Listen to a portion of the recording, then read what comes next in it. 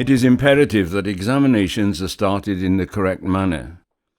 JCQ regulations clearly state how exams should be started, with the role of the invigilator clearly highlighted in the Instructions for Conducting Examinations booklet. A vital aspect of well-run exams is an orderly and structured start to the exam, from the moment the candidates are preparing to enter the exam room.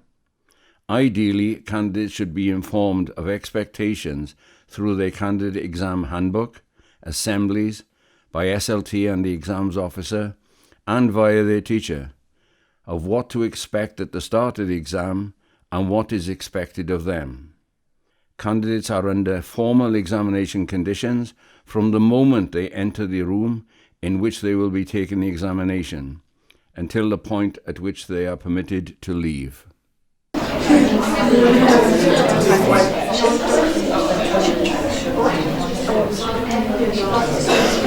Okay, thank you. Stop talking.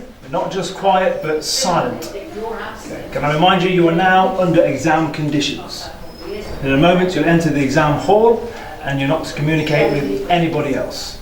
Once inside, I'll tell you the rest of the instructions and how to begin the exam. You want to find your seat as quickly as possible. In you go.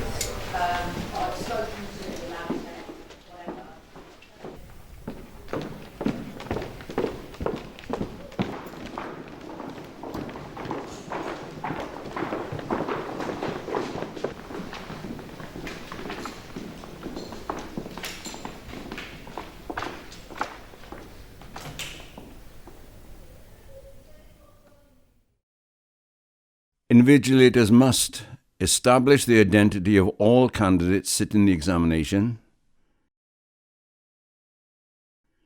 establish the identity of any other individuals who enter the examination room. Prior to the exam starting, ensure that candidates have removed their wristwatches, placing them on their desks. On the other hand, your head of centre may decide to ban wristwatches from the examination room.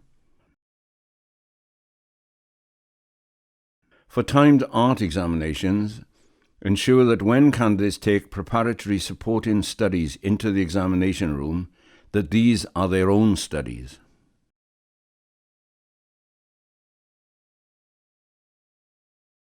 Invigilators must not leave question papers unattended in the examination room once they have been extracted from the question paper packet.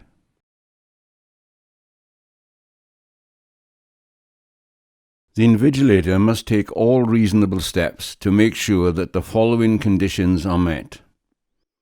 The correct examination question papers have been placed face up on the candidate's desk. This includes modified papers or those on coloured paper. Question papers must never be left unattended. The official examination stationery, including additional answer sheets for the particular unit or component, is issued to candidates. No other stationery, including paper for rough work, can be provided. In the examination room, candidates must not have access to items other than those stated in the instructions on the question paper, the stationery list, or the specification for that subject. Before candidates are allowed to start the examination, the invigilator must always make sure that candidates are seated according to the set seating arrangements. Tell the candidates that they must now follow the regulations of the examination. Ask candidates to check that they have been given the correct question paper for the day, date, time, subject, unit or component, and tier of entry if appropriate. Tell the candidates to read the instructions on the front of the question paper. Check that candidates have all the materials they need for the examination. Tell the candidates about any erratum notices. Instruct candidates about emergency procedures. Invigilators must give candidates the following information before the examination. Hand in your mobile phone if you have not already done so. This is your final chance. Failure to do so may lead to disqualification. Write clearly and in black ink. Write your name, surname, except for CCA examinations, centre number, candidate number, and unit or component code or paper details on your answer booklet, and any additional answer sheets you used. Fill in any other details as necessary. Do all work, including rough work, on examination stationery unless otherwise stated.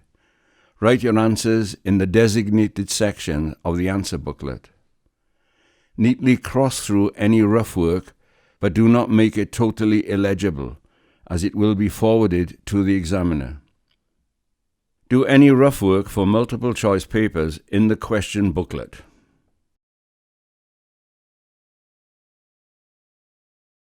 Candidates must not use correcting pens, fluid or tape, erasable pens, highlighter pens in their answers, although they may use them to highlight questions, words or phrases within the question paper or question and answer booklet. They may also use a highlighter pen to highlight extracts in any resource material provided. Gel pens in their answers, blotting paper. The invigilator must announce clearly to the candidates when they may complete the details on their answer booklet. Announce clearly to candidates when they may begin to write their answers. The examination will formally start at this point. Specify the time allowed for the papers. Remind candidates they are not allowed to communicate in any way with, ask for help from, or give help to another candidate while they are in the examination room. Remind candidates sitting timed art exams that the work produced during the time period must be their own, that they are not allowed to communicate in any way with, ask for help from, or give help to another candidate while they are in the examination room. The timed art examination must be carried out under formal examination conditions. Only answer questions from candidates about the instructions on the front of the question paper. The invigilator must not direct candidates to particular questions or particular sections of the question paper. Make any comment where the candidate believes that there is an error or omission on the question paper. The invigilator must, however, refer the matter immediately to the exams officer. Give any information to candidates about possible mistakes in the question paper, unless there is an erratum notice or permission has been given by the awarding body. Comment on the content of the question paper. Read a word or words printed on the question paper to a candidate, other than the instructions on the front cover. Rephrase a question for a candidate. Explain any subject-specific or technical terms to a candidate.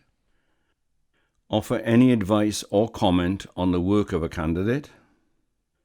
Unless the candidate has been awarded a prompter, give any indication of the time elapsed or remaining. This also extends to where a question paper consists of distinct sections. During the examination, the invigilator must accurately complete the attendance register in line with the awarding body's instructions, clearly indicating those candidates who are either present, absent, or transferred. Write on the attendance register the details of candidates who took the examination but are not shown on the register. The exams officer will make formal entries to the awarding body as soon as possible, if this has not already been done. Taking exams is one of the most stressful experiences in a young person's life. The way that an examination is started is vitally important, as it sets the tone for the exam and can make a real difference to the anxiety levels in the room. It is usually the role of the exams officer, lead invigilator, or member of the school's senior leadership team to identify the candidates, check they have the right papers, and set the right disciplinary tone for the exam. It is the role of the invigilator to ensure that the exam conditions are adhered to from the moment the students enter the exam room and maintain those conditions throughout.